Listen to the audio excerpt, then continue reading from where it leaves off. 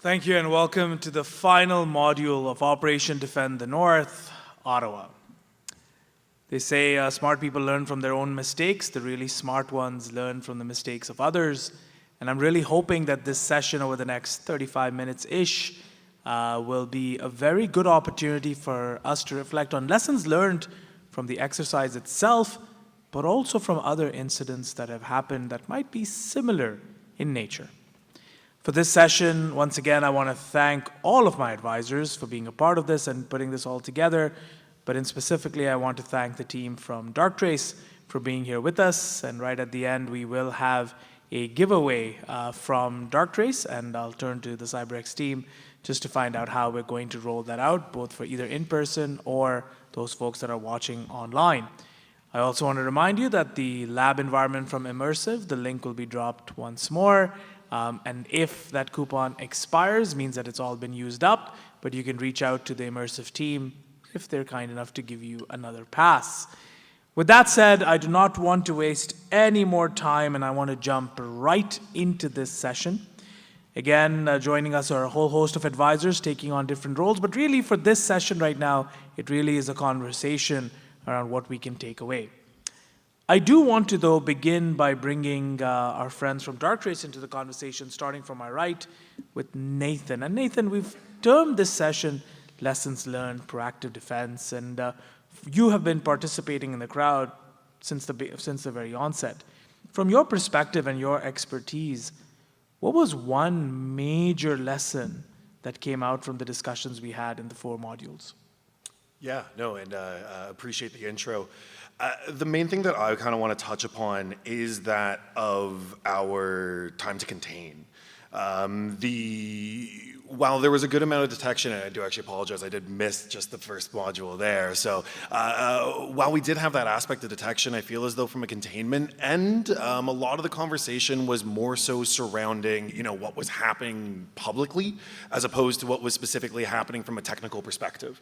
I feel as though the containment end was very focused on, that of the blocking from a firewall perspective and things on those lines. There wasn't as much to really be able to dive into what was happening from a lateral perspective, what was happening from a ransomware side, and whether or not, we did have the ability to be able to say confidently whether or not that was actually sticking toward the affected modules or whether that would have expanded into something more substantial. Fair enough. David, from your perspective, any key takeaways? And Alex, I'll come to you next. David? Yeah, these situations are extremely complex. They're complex for lots of reasons because the attacks can spread throughout an organization, and then you suddenly discover that, well, if it's IRCC, that's just IRCC, but you discover, no, it actually affects the whole of the Canadian government and eventually affects the entire Canadian population. So very, very complex, and they spread very quickly. Something I've always been a great advocate of, and I'm not entirely sure I saw it here today. I used to do an awful lot of work with the Scottish Police when I used to be Scottish. I'm Canadian now, by the way. and that was no matter what the situation was. Now, here we were dealing with a cybersecurity incident. I think we all eventually came to that conclusion. It was ransomware or whatever. And Scottish cops are brilliant at this, is no matter what the situation is, they always want to know who's in charge. And if nobody's in charge, one of them will take charge. And that's something I didn't really see here, and I think that's something you should all think about for the future. And rather than just waiting for somebody to take charge, whether it's somebody in IRCC, whether it's somebody in public safety, or just whoever happens to be there on the time, it could be you, Ali, to actually take charge and do a bit of coordination. Alex, can I, and I don't want to turn this into a behind the scenes like we were doing online and sort of what's going through our minds, but some of this is also a function of trying to do all of this within a span of 6 to 7 hours. There is a limitation on how much we can dive into. Do you think that factored into how much we went into the depths of the scenarios? Yeah, absolutely. Whenever you're trying to create a scenario like this, you really got to start from your destination. Like, what are we trying to get out of this? And it's generally awareness, build out that muscle memory, and practice what we believe is the right thing. And really supporting that dialogue because, like I said, there isn't a right answer. There's just slightly less bad answers that we usually have to deal with. So in this case, we tried to have a scenario that was pretty realistic, had some complexities, but at the end of the day, particularly with a public sector type of incident that touches, so many people, it isn't just a technical issue at that time. And, in my mind, like we across the table are trying to balance out that, fix the computers, make sure the computer light is blinking, but also what's the cascading effects to Canadians, refugees and immigrants. And I think we did a very good job knowing that we're not going to cover everything. We only have 75 minutes to fully detect, analyze, define scope, prioritize, and step towards containment. George, if I can ask, you've done a variety of these Operation Defend the North, and one of the things that I think you've pointed out as well is, while it's great to see all of these logs and have all of this in-depth analysis, it still remains a fact that everything is always reactive. After the fact of an incident happening, we then start parsing through and saying, how did we miss this? What are some lessons learned over there? And the gameplay dynamics aside, it is a very real thing that it's reactive after an incident happened. What are some lessons learned there? I think the biggest thing, and it's kind of a thing that's, you can't articulate it in the scenario, but you should be constantly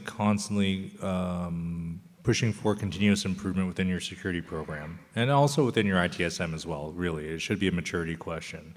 Some of the questions I had prior to this was, well, how are you doing vendor management? How are we allowing a third party to have complete production level access? How are we allowing them to put files within that environment? How do we not have visibility and control? These are all processes and procedures that should be determined in advance. And as well, in terms of an IRP, like, do we have an incident response plan in place? We should have this rehearsed multiple times a year. We should know what's going on. There's always going to be some degree of chaos, and some people just, when the rubber meets road, there are some people in this world that are just not very good in high tension, high pressure situations, even with all the preparedness in the world. And I think to some degree, these Defend the North exercises capture that chaos. But the reality is, in a professional organization, and nothing's ever perfect, but I know that myself, Jarrett, a bunch of the guys built the table. We've built and run organizations where it's about calm, it's about discipline, it's about focus, it's about knowing what to do when we need to do it, and all of that preparation comes in advance. By the time a security incident actually comes, you should have practiced and rehearsed what you need to do enough and built up the infrastructure enough that it's like 20% of your total preparatory effort is actually dealing with the incident. Yeah. The majority of your effort should be in advance. And I think that's the biggest takeaway from this. If you're on the audience and you're watching this, you should be asking yourself, is our program prepared for this incident to happen? Can we figure out what to do if we're compromised, if parts of our environment are no longer accessible? These are the questions that I think the viewers should be taking away from this as it applies to their own situations. Because Alex brought up a good point. We can only convey so much information in 7 or 8 hours. Yeah. It's about really what's the big picture and how can viewing and taking part in Defend the North benefit your program. I want to add one thing here. Incidents never go well. They're never a linear, happy ending story. And we try to simulate a lot of that chaos in these events. And part of the way we do that is we don't have an IRP. We're not working off of a playbook. We're working off of our own personal experiences. And secondly, we've never played together. And that's really what's important about these tabletop exercises is, building that team mentality, building that muscle memory with that team.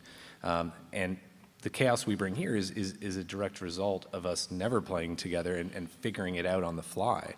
And that is a lesson to the audience here and online that this is a great opportunity to do these things now so that when an incident does happen, there is almost a calm with your team on how to respond. Yeah, I'll draw from that. And Nathan, if I can bring you into the conversation as well. There was, and I was very cognizant of this when we brought up our systems and our logs. Yeah, we saw a few comments saying, there's some gaps, there's some technical deficits. You could have proactively caught this, et cetera. And then you folks come in, with the AI-based detection, et cetera. Going forward, the idea is to also simulate this with tools like yours. But based on what you saw, like in Module 2 and Module 3 and the logs that we were pulling up, would your solution have given us some different insight? Would it have changed the way we were interpreting the logs? Just from a Darktrace perspective, you can shed some light. Yeah, and I can say that very likely this would be something that definitely we would have, been able to provide a greater deal of insight into. Predominantly, and you can kind of take this a little bit of a further step back just from, additional tooling and additional alerts and things along those lines into more so of a conversation about AI within cybersecurity as a whole, right? Like I can say that from our standpoint, from Darktrace's standpoint, our evaluation of threat is based upon AI, the ideology of being, I want to learn what normal looks like and enforce normal business operation. The way in which this can be applied in something such as an incident of what we looked through is that aspect of being, well, hey, if I have that given third-party vendor, I know who they predominantly talk out to. If that suddenly includes, that of a new IP or anomalous IP or things along those lines, then that in its own right is not only an anomaly, but an anomaly that also aligns with that of the MITRE attack framework. And so I can be that much more, like we're talking about being more proactive from a people and process perspective, but that's where I can really start to be more proactive from a tooling perspective as well. What can I have for my tooling if I had an AI running behind here to be able to really kind of step in front of that of an incident and not be reactive in a nature? Yeah, I think adding more weight to, we kept using this term that this is baseline activity and then understanding that pattern of life. I get your point from a tooling standpoint. Bill, the CISO who has returned back for this lessons learned session, I don't think we appreciate how challenging the misinformation and disinformation campaign truly is or was to the recovery efforts, and even the containment efforts, I would say. Your thoughts, and do you feel CISOs are adequately prepared to deal with really the complexities around this communication? Yeah, no, that's a great point. And when I was thinking about, or when I was replaying the first 3 or so modules in my mind, one of the things that I wrote down was a multi-pronged attack requires a multi-pronged response.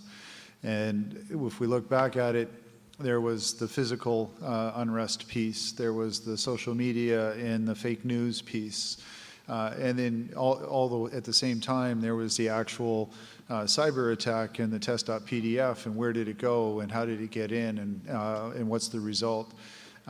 And so I think in real life, you're going to have multiple teams addressing each of those different prongs, and they need to coordinate, right?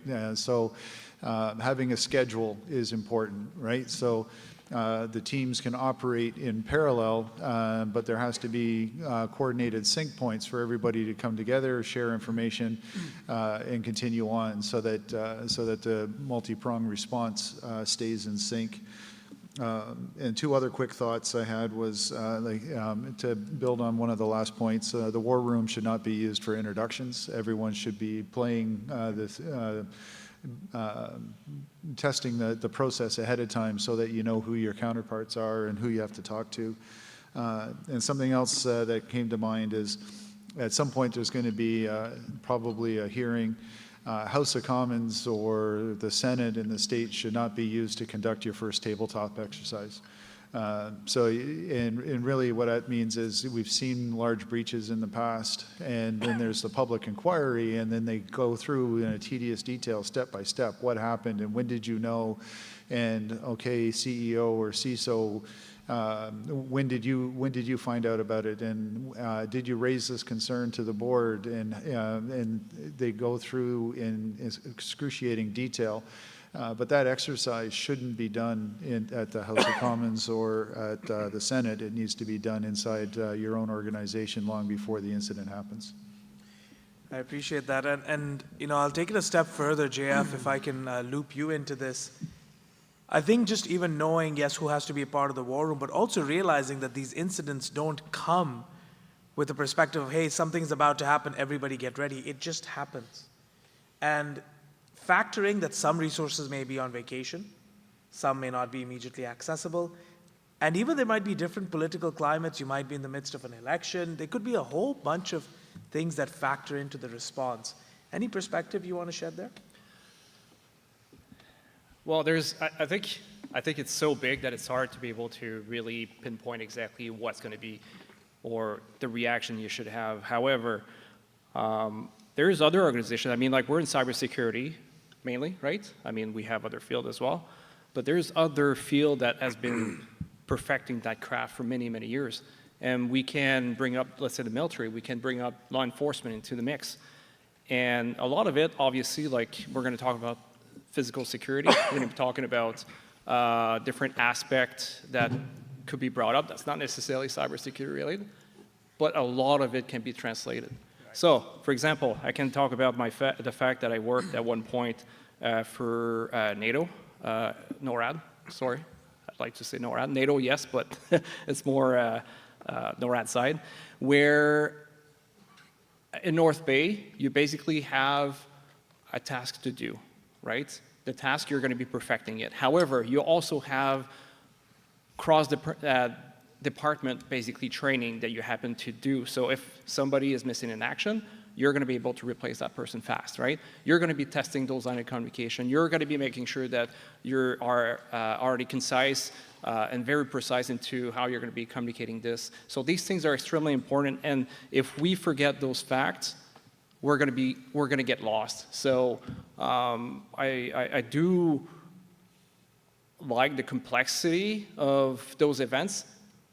I would say I love those events, but many organizations that I've been talking with, they're basically saying that they're not doing it.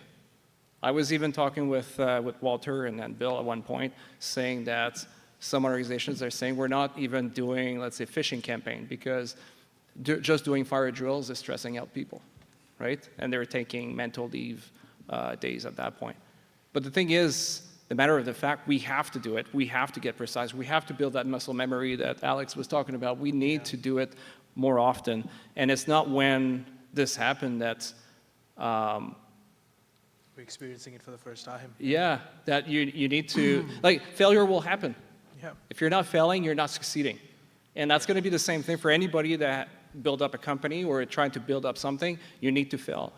And I'm not saying that you should absolutely fail your company, but what I'm saying, there is process, there is things that will fail, but you need to find out a way to circumvent that and how you're going to be able to do it better, right? No, I acknowledge that, and I think this is something that George and I have been talking about in previous Operation Defend the North, and that is, you have to realize that if you look at Amit's role as the CTO of IRCC, some may disagree, but he owned up and said this is where the gap is. And at that point, when all of this is transpiring, and for a long period of time he was public-facing, hypothetical, back of his head is my job, right? And everybody else, and when we're pressurizing the SOC as well, that is going, my job, my reputation, that this happened under my watch. So there's a lot of things that factor in to the quality of the response. David, I want to ask you a question, and thank you, JF, for that really very personalized insight as well into the people side of the realities of an incident. They're never pretty, and people are going through different scenarios. David, a question for you, and this was coming in from the audience quite a bit, and then I brought it up as well, as Shrey mentioned, or the SOC rather mentioned that, hey, look, AI is a bit of a black box. It was a risk we communicated to the CISO. Clearly, the CISO accepted that risk, if at all. But what role do you think, given that this was an AI system that was hit and then the PDF was weaponized, are there any new kind of approaches we have to take to validating AI systems? Absolutely, absolutely. When people like me come along and talk about AI this, AI that, AI the next thing, you need to ask questions. We're using the phrase validate AI. And then Alex said that LLMs were black boxes. They often are black boxes. But you should be asking questions about the black box, even if it's just the simplest question of what does the AI do? In your solution to this business problem, doesn't have to be security problem, to this business problem, What does the AI actually do? What kind of machine learning is it? What data is it training on? Where's the data going? How long is it kept for? Do you look after the data? You should ask these questions and never, ever, ever accept a black box solution. I would never get away in cybersecurity by saying it is so because the AI says it's so. The AI has got to be able to explain to a human being why it's come to those conclusions and what it's doing. And if it doesn't, don't go anywhere near it. You've all heard about the problem with hallucinations in large language models, whatever percentage they are. They're not good enough for cybersecurity, to be perfectly honest with you, because they need so much supervision. And a final question you should always ask about AI when you're implementing it, whether for security or whatever it is, business process reasons is, and I just mentioned it before about being in charge, are human beings still in charge? Can I make changes to it? Can I interfere with it? Can I talk to it? Can I communicate with it? Can I engage with it? Because you do need to be able to do that. Yeah, and I'll take this a step further, right, is that you hear a lot of these discussions, and Alex and I, as we were preparing all of these notes, and Jared had a huge role in this as well, is you hear about terms like XAI, explainable AI, you hear about all of these things, you hear about NIST RMF, but practically when it comes to applying it, it is quite challenging, and it also comes at a pretty hefty cost. As we were talking about in Module 4, red teaming the AI environment, for example, comes at an additional cost as well, comes with additional expertise as well. So there is a really heavy cost that you take on when you're using some of these tools. Well, as we just saw on the ticker that was up behind us I earlier see on, it. I think it was at 42 million. Yeah. There's your cost. That's what happened because you didn't ask those questions, you didn't validate it properly or whatever. Yes, there is a cost. Something I want people to be careful of is when human beings red team AI, you're probably not going to win, okay? You probably need to use AI to red team the AI. It's like if you're attacked by AI, human beings aren't going to win that battle. You're going to have to use AI to fight the AI. It's bringing your knife to a gunfight. That's really what it's about. Jared, Nathan, did you want to add something? Oh, yeah, Go no, ahead. just really quickly. The one thing I was going to add to that as well is, in this particular circumstance, we're looking at that of a, AI system from a third party that has some sort of vulnerability or an injection attack associated with it. I believe the statistic right now is something in the ballpark of, I think, 34% of vulnerabilities that are utilized are either 0-day or 1-day attacks. It is quite possible that that's going to increase with that of the use of more, externally facing chatbots or LLMs or things along those lines. But, it does also beg the question of, well, is this localized or sourced to just that of AI, right? Where else do these vulnerabilities lie? And more so if I am just trying to make my protection surrounding that of, guardrailing AI, guardrailing AI or anything along those lines, there's still a large amount of risk that's associated outside of that. I mean, you can look to Log4j. It's not like we are suddenly no longer going to use JavaScript because Log4j exists, right? But yeah, just something I wanted to kind of append on to that from that aspect. Appreciate that, Nathan. Jared, one of the things that, I'll ask very directly is, of course, when we're simulating this over 5 modules, the realistic nature of it and how you saw some of the dependencies between IRCC and Shared Services Canada. Is that realistic? But secondly, were there any takeaways from the experiences that you had sitting across all of the modules? So I won't steal Walter's thunder. He brought up a really good point in the green room, and I'll let him address that in terms of portrayal of the government of Canada. I will say this, at the end of the day, there are some highly capable and competent people in the government of Canada that work on the offensive, defensive, and responsive side, right? And again, coming back to that government of Canada cybersecurity event management plan, there's been over a decade invested in that with many, many people providing input to that documentation, right? Where you're going to have all the roles, responsibilities, the concept of ops, the procedures, escalation points, triggers, IR levels, right? Which feeds into other documents. So it feeds into your playbooks, your federal emergency response plan. It also feeds into your cybersecurity incident response plan, right? So that it makes sure that it's a coordinated and a concerted effort, one voice across. It's a lot more organized than what we portray today. So on that, I hope I answered your question.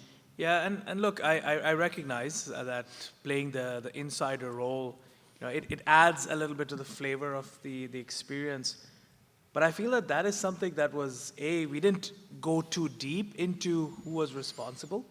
And for obvious reasons, as we start to make these engagements even more active when it comes to, looking at logs. But that is a genuine reality in terms of trust within the service providers that you have in and within your team itself, given shifting political realities and people's ideologies. Yeah, but there's checks and balances as well, right? And there's roles and responsibilities for oversight and that monitor that on a regular basis. I think George hit the nail right on the head. In the first module, he said, who's the incident commander, right, at the end of the day? And David echoed the same thing as well. Nobody really took the lead, and I was holding back. As a director of emergency management, my view should be strategic and operational and less on the technical, right? And at the end of the day, I'm not convinced this wasn't a targeted attack. At the end of the day, I'm not convinced we fully contained it, right? I'm not convinced we fully eradicated it, and we still, on the recovery side, I've got a lot of questions remaining, right? What's the top question that stays with you on the recovery side? Is the environment, is it compromised? Like, we didn't put additional safeguards in place first, and we didn't really define what a safe recovery is going to look like and achieve consensus on that. We talked about bringing a red team in and pen testing it for some level of assurance to get us back online. But at the end of the day, we could still be a victim to the exact same attack, the same attack vector, that PDF, right? Or whatever. Yeah, like a variant. Yeah, absolutely. Yeah, when they were doing that testament and recovery, the SOC, sorry, I can't remember the gentleman's name, the SOC spoke up and said, we're monitoring the network traffic for a little while. Yeah. No. You're going to be monitoring it all the time, always, absolutely. Yep. No, thank you for that, and Jarrett, thank you for all of your effort in putting all of this together. We have about 10 more minutes left to conclude and wrap up, and Shruti, I want to come to you because just like Jarrett, you've been on every module, and I think one of the things that really stuck out was validating the vendor updates and the contractor's access, the trust with that contractor. Any lessons that you took away from those discussions? Yeah, absolutely. So I would say if you look at the statistics, and this is not to put blame on anybody, but if you look at the numbers, you'll see at least 50 to 60% of compromises happens to third parties or vendors. That's a fact. That means I look at it as a relationship. When you choose your partner, you look thoroughly, you go through this trust, and it works out. Sometimes it doesn't, but you do the due diligence. Same way, when you're choosing your vendor, make sure you're doing the due diligence, and also I always advise to put a divorce clause in. That means what happens if you part ways. It's extremely important to understand where is your data going, who is it staying with, and what's going to happen. In this case, a lot of the oversight was based on this procurement or supply chain mismanagement. A vendor was chosen, their information or their systems were compromised, third-party malicious actor got in, but maybe if we look into, we would realize, if we conduct a thorough audit, we would realize that the due diligence was not perfectly conducted. So this is more like an advice or more like my own lessons learned is always to look into the third parties you're engaging with, because in most cases, they will handle or you will use them for most of your day-to-days. So you have to build that trust and you have to trust them. So make sure you do your due diligence and put that divorce clause in. That's a really good point. So on the Government of Canada side, there will be like security assessment and authorization. They will go through rigorous assessments, right, in order to get that interim or that authority to operate officially. However, if you're in the private sector, and we see this all the time, when we're dealing with cloud vendors, it's really hard, and you have to negotiate, and you have to have the right lawyers to be able to redline those contracts and Canadianize those contracts, not just from a security perspective, but also from a privacy perspective, especially if you're in like healthcare, financial, any regulated environment as well, right? So you're absolutely right. You have to do that due diligence, you know. But it's not just on the technical side and on the operational side. It's also contractual, personnel, security, physical, everything, right? Yep. Just as we come closer and closer to wrapping up, and I know Team Darktrace has a giveaway as well, just about 7 to 8 more minutes. Lionel, look, there's a lot of different things we can piece apart, and I invite everyone that once the document, the white paper is released as well, everyone, you know, dive into it. Lionel, obviously your day job as a director of cybersecurity, but here we got you into a law enforcement-like position. Yes. Were there any, obviously it was a challenge to play something that's completely different from what you do every day, but was there any key takeaways that you have? Okay, sure. So I want to start with a little bit of philosophy here, where there's that saying that when sometimes, you know, you see your neighbor receive some blessings, you can either become jealous, or that can be, oh, actually there are blessings in the neighborhood, so I might be next. And, and it's the same thing when you see your neighbor's house on fire, right? You can. So all that to say that, like the few folks say, that it's great to have a playbook. It's really, really key to have a playbook. But then also I want to say that it's important to put your ego aside and to not work in silo, because that's also the key problem is where sometimes we realize that whether it's like CISOs or anyone from the cybersecurity world, where because we thinking our reputation and all of that, then we're not sharing information enough within peers, you know, within the industry. So that means that you might be going through a situation, but maybe someone can help you because they went through something similar, but they were not sharing that information. And that's why I highly encourage people to, at least as a start, to maybe leverage, you know, those governmental institutions like the Canadian Cybersecurity Center, I mean CCCS, where you could literally go there and report an incident, and then they will come and help you, right? So there are organizations, resources that are available most of the time for free, and I feel like it's important here moving forward to just see more collaboration, less shame and less silos, so that we can all empower each other. And yeah, I guess that's what I can share. Lionel, thank you so much for that and wrapping it up really well on your side. I think I've covered everyone on the left, so thank you for all of your contributions. George, I think you wanted to add something. Just one final thing for folks out there to remember, and this is just speaking as someone that's worked in both a military, like a signals intelligence SOC, as well as a NOC, and then as well as working in a commercial cyber environment. As a SOC analyst, Lionel brings up a really good point. The one thing about analysts is they like to be right, to the point that sometimes real world will scream at each other during an incident or event, because we want our analysis to be on that report.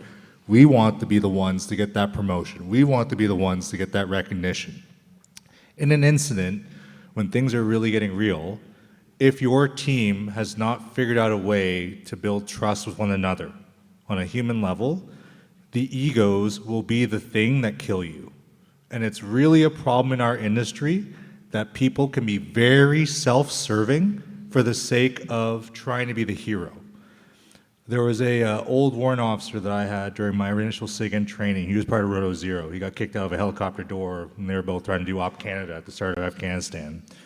And he used to give us the old saying that you have to have the zero to hero complex. If you choose to do a job in security, you will likely never be the hero. Even when you do your job, you're going to be the zero, because no one's going to notice anything, because you did your job. But when something goes wrong, everyone's going to look to you, everyone's going to blame you. When you choose the profession of security, that is what you're choosing to take on. We need to keep that in mind. Well said, George. I appreciate that. Yeah. Awesome.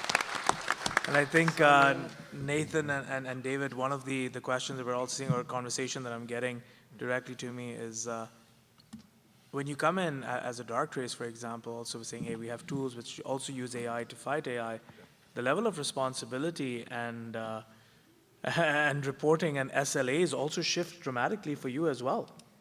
And the expectations that and the weight of your work is extremely high with the tooling that you're using. It's a lot of different lessons learned that we can extract from this. Anything from the SOC side, Shrey, lots of things were thrown at you. Any key things that you would take away, just one item that really stood out to you?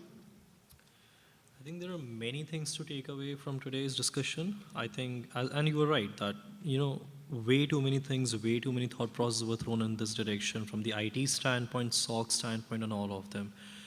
One of the most critical thing which I always notice when it comes to facing a crisis or being in such situations, it's always important to just breathe a little bit even, if possible. Yeah. I know it's panic everywhere. I know it's anxiety everywhere. I know it's Minister of Immigration on your door knocking, asking that, hey, why are people not being let in? But people are still working on the other side as well. They are working very hard. They are working diligently as well. And yes, things happen at the end of the day. We can't say it is what it is, of course, but things do happen. And there are protocols and procedures in place and which we have to follow. We have executives in place who can guide us in the right direction. And I think that's all we need to do. Shouting and pointing fingers at each other still does not give a resolution at the end. Follow the playbook.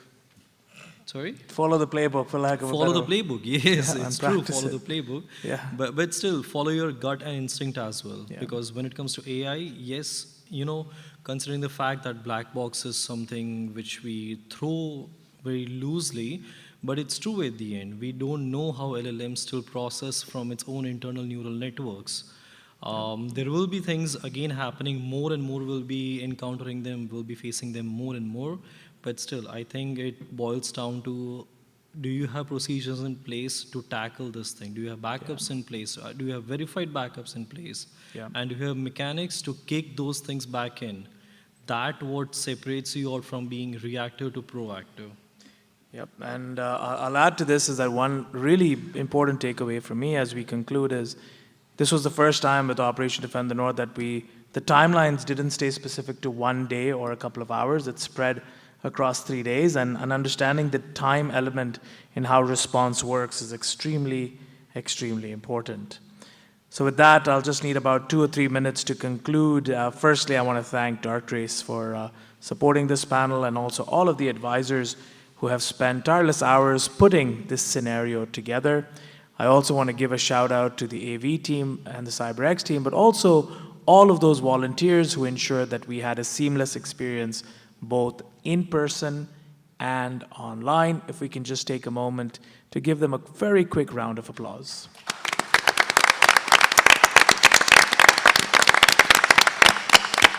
So, speaking of conclusory comments, CyberX team has, as I mentioned, there is a prize that Darktrace is giving away. You can collect the prize at the Darktrace booth. I see members of the Darktrace team, obviously to my right and left, but also right in front of me. And the winner of that giveaway is Adam Jansen. I'm not sure if I'm pronouncing the last name correctly. Is that you, Adam? There you go, Adam. So Adam Jansen, if you go meet with the team at Darktrace, you will receive your giveaway from them. Now, very quickly, Operation Defend the North next moves to Calgary, and then to Vancouver, and then back to Toronto, and we'll be announcing very shortly the return to Ottawa.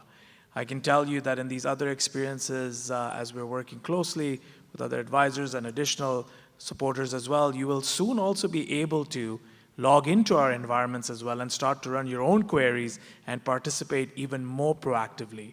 This Operation Defend the North is a work in progress, and as those who have been following it can see, it's iteratively improved and changed the technical experience as well, and it will start to enhance as we continue to move along. I also want to let you know that those who are here and attended in person here in Ottawa, you will receive a complimentary coupon to attend the next ODTN Ottawa in person again. And I want to give a shout out again to all of the sponsors and partners that make all of this possible, making sure that we can all stand together as one team and one secure Defend the North.